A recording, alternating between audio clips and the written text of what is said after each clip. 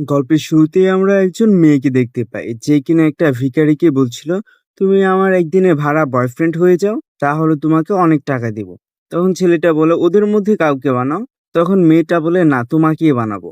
তখন ছেলেটা আবার বলে, তাহলে আমাকে আরো টাকা দিতে হবে। তখন মেয়েটা তাকে টাকা দিলে ছেলেটা পাশের দুইজন ভিখারিকে টাকাগুলো দিয়ে দেয়। তারপর সিন কাট হলে আমরা তাদের বাসায় দেখি। তখন মেয়েটা বলে কাপড় খুলতে। এটা শুনে ছেলেটা লজ্জা পেয়ে বলে, কি বলছো এগুলা?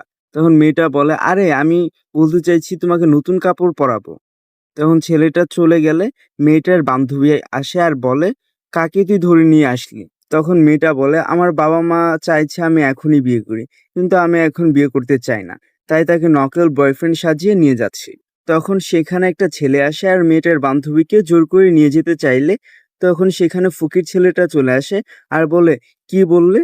তখন ওই ছেলেটা বলে, বস আপনি?